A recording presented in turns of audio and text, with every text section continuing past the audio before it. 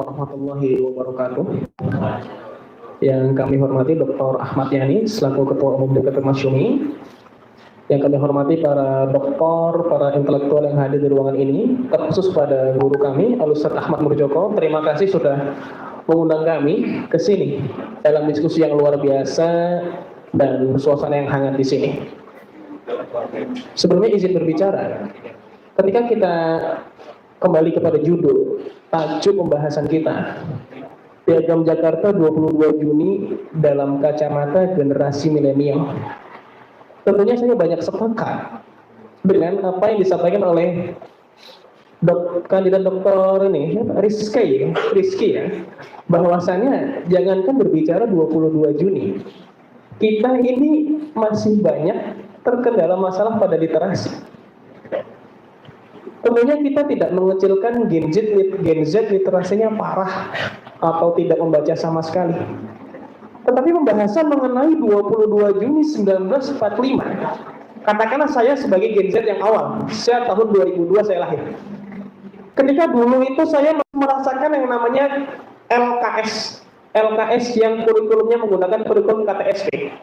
Itu masih ada pembahasan mengenai Piagam Jakarta 22 Juni. Tetapi pembahasan tidak semendetail dan seluas apa yang dipaparkan oleh Dr. Ahmad Yani barusan. Sehingga ada yang namanya missing link. Ini 22 Juni ini hanya bagian dari sejarah atau bagaimana? Dan menurut pandangan kami, melihat bagaimana kondisi Gen Z saat ini, jangankan 22 Juni, Pancasila ya hanya sekedar Pancasila yang kita baca. Sehingga perlu bagi kita merumuskan kembali atau mereview kembali bagaimana sejarah kita. Karena biar bagaimanapun bangsa yang besar adalah bangsa yang mengetahui sejarah bangsanya.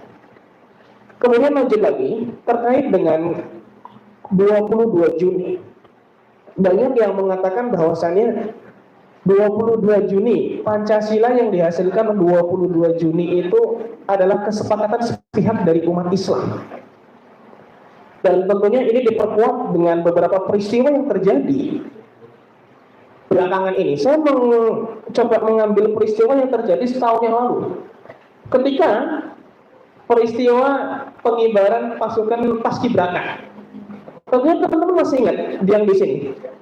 Ketika dari Ketua BPIP itu ada perintah walaupun dengan narasi kami tidak memaksa, tapi kalau bisa itu yang berhijab itu dicopot dulu biar rapi, katanya biar rapi.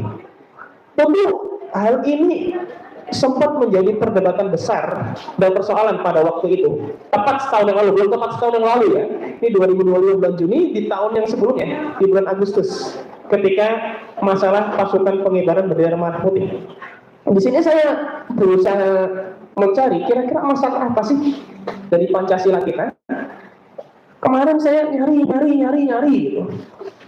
Ternyata ada dua masalah atau satu, yaitu ada masalah Pancasila kita tuh menghadapi ancaman yaitu yang namanya tafsir sempit mengenai Pancasila.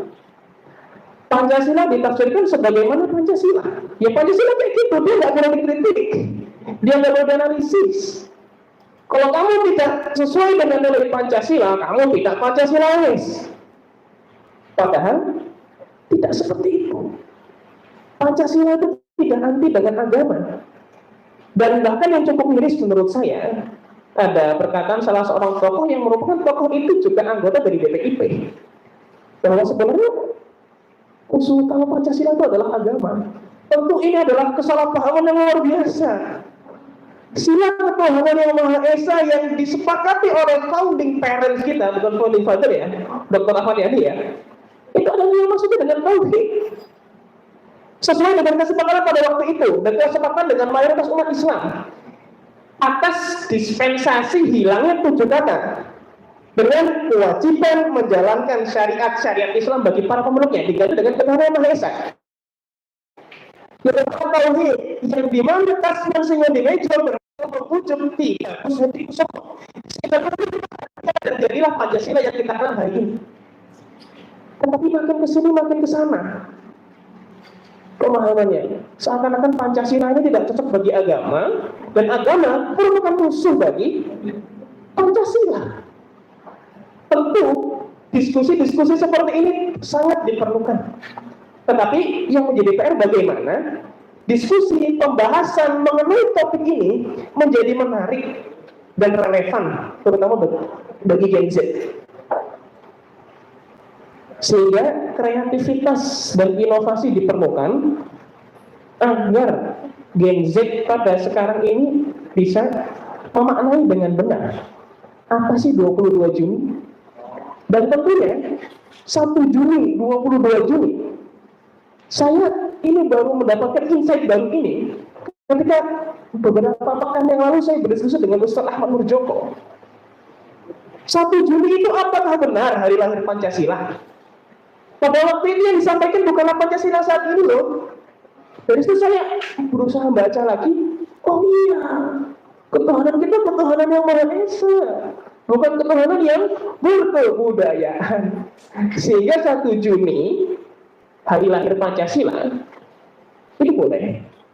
Tetapi lebih tepatnya, hari lahir istilah Pancasila. Bukan hari lahir Pancasila yang kita kenal saat ini, ketuhanan yang Maha Esa, kemanusiaan yang adil dan beradab. Tidak. Itu menurut saya kurang tepat. Dan saya sepakat dengan ini ya, Dr. Yudi Latif dalam bukunya Negara Paripurna yang kemarin ini dikirim Ustaz Nurjoko lewat saya ke saya terkait dengan Negara Paripurna itu, bahwasanya Pancasila itu bukanlah hadiah dari Allah, bukanlah hadiah dari langit instan, itu enggak. Akan tetapi merupakan hasil dari pergulatan pikiran pada waktu itu yang disepakati oleh para founding father kita. Sehingga karena dia itu bukanlah hasil instan, berarti pertama dia itu bukanlah ideologi dari satu orang. Dan yang kedua, dia bukanlah firman ilahi yang sifatnya absolut, sehingga boleh dianggap sebagai boleh dikritisi. Kembali lagi kepada kacamata, melalui kacamata Gen Z ya, sudah seharusnya kita sebagai orang yang katakanlah cukup mendalami isu ini, mulai berinovasi dan menyebarkan hal-hal seperti ini ke media sosial kita.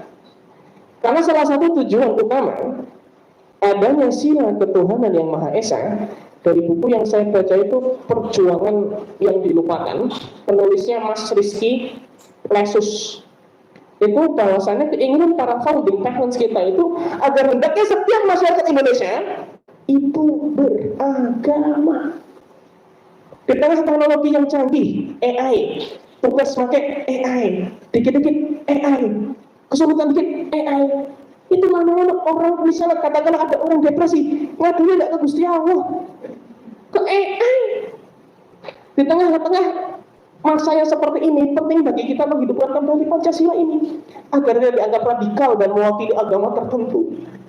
Bahwasanya kalau kita menginginkan penduduknya itu beragama, seperti itu kurang lebih. Dan jikalau ada yang bilang Pancasila ini kesepakatan sepihak umat Islam, tidak. Justru umat Islam paling banyak mengalah ketika peristiwa seputar 22 Juni maupun 14 Agustus. Kiai Wahid Hasim, salah satu founding Masyumi, mengatakan, kami ini tidak mengalah. Kami yang kami ini bukan pengkhianat, akan tetapi karena kami cinta bangsa ini, makanya kami mengalah. Sebagaimana dikatakan oleh Tasman Sengodinijo, kami mengalah bukan karena kami kalah, kami mengalah karena kami cinta bangsa ini. Dan terkesan saya mewakili kampus kami, yaitu Sekolah Tinggi Muda Allah Nasir, yang ini ya, kami ini mewakili pemikiran Pak Nasir ya. Izinkan kami menyampaikan closing statement kami bahwasannya Pancasila akan tumbuh subur dalam pakuan Islam, sehingga Pancasila tidak tepat jika dibenturkan dengan agama, apalagi agama Islam, karena nilai-nilai Pancasila merupakan serapan dari ajaran Islam. Sekian dari kami. Assalamualaikum warahmatullahi wabarakatuh.